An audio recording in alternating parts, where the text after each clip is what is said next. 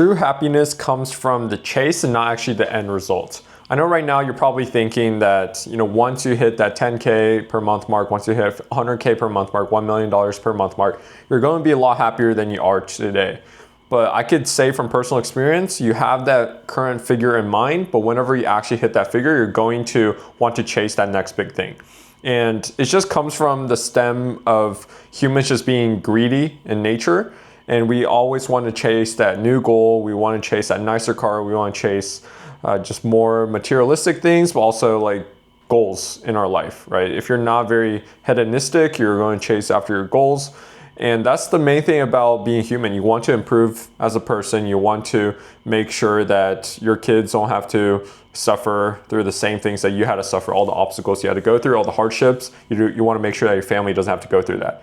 And I think when I was first graduated from university, I went on a backpacking trip, and I could distinctly remember one of my best experiences in life. I was probably staying in $3 a night hostels. Every time I go out for food, it's 25 cents for a beer. It's about $1 for some noodles in Vietnam. And I probably had the best time of my life.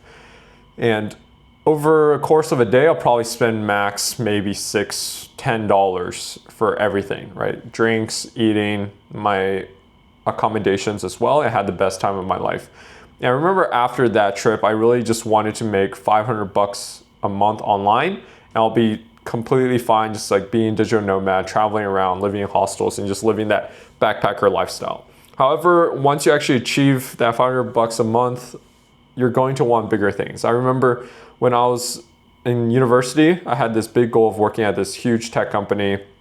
And I remember when I was first learning how to program in university, I wanted to just work for that company.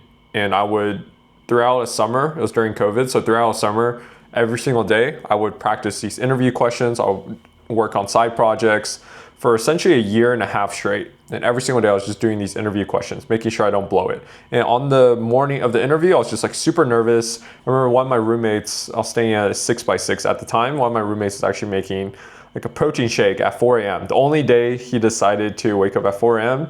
And make a protein shake with a blender was the day of this big interview. And going to interview, I was like super nervous. I felt like sleep deprived because I was so nervous the night before. I maybe slept like 2 hours, 3 hours. Woke up for an interview. In the beginning, to be honest, I was like bombing it, and I figured it out. And then whenever I finally got that offer that I've been chasing after for a year, 2 years, I just felt empty. I was like, what is the next thing? Right? I don't think I ever felt more, I guess, down in my life than after I actually received that offer, after dopamine wore out, like a day, 2 days after I actually received that offer. And I think to fill that void, essentially, like I wanted to chase the next big thing. I wanted to start a SaaS company. I wanted to just have more goals in my life, because at that time, I had my fitness goal was in line, my career goal was in line. It's just like, what do I do next? If there's nothing to chase after in this life, you're not going to want to do anything. You're going to feel depressed. You're going to feel like you have no purpose in this lifetime. And even if it is a monetary goal, I can for sure say, like I mentioned before, like that time in Vietnam when I was living off $10 a day max, I was probably the happiest I was until I started building up these companies, right? It's not about the money, because money comes and goes. It's more so about building something and just chasing after that number, chasing after that goal of just having that software company, having that market agency. And that's what's gonna get you far in life. Because even if you run into these obstacles, which in business is probably obstacles every single day, you're gonna run into some shit online. Something's always gonna happen that you just have to figure out how to break through, like a bottlenecking your breakthrough. Even after running through all these obstacles, I can't imagine not doing this, because what else would I do with my time, right? I could travel the world. After a while, it's going to get boring. You could, buy all the luxury items you want in this lifetime, but after that, it's going to get boring, right? You need that next threshold, because if you start spending money, like hedonistically, you're going to want to spend more money and to get the same amount of dopamine rush as it did before.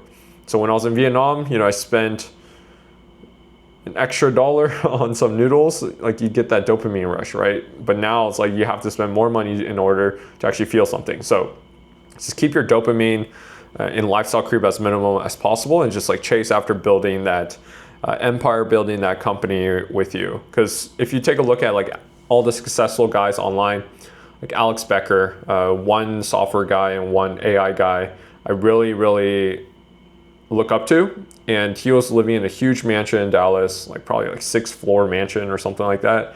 Bunch of luxury cars, Lambos, until one day he just sold everything, moved to Austin, empty apartment, minimized all his dopamine, just ate chicken, olive oil, spinach every single day, just building up Hyros. And now Hyros is valued at a couple hundreds of millions, if not $500 million.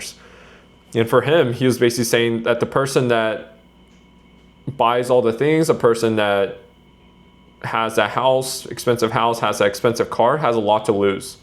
And for him, he has nothing to lose. He owns nothing. So he could reinvest all his profits, all his revenue back into the company to build it up and just grow that thing. So for you, there wasn't much of a point of this video. The main thing is just talking about how you'll probably never be satisfied with the current position you're in, but you should appreciate the journey. Because if I look back across like all my hardships, all my triumphs, and that's the thing that really resonates in my head. Like coming from an immigrant family and then being able to travel the world, have my own business online, that's a dream come true. And that's the main thing you should look upon. Just having these stories to tell, having the character built up within you because you went through all these hardships. And that's what's important. It's not the numbers on the screen. It's about the journey you went through and how you improved as a person and all the lore you're going to tell your kids one day. And that's all I have for this video. I'll catch you in the next video.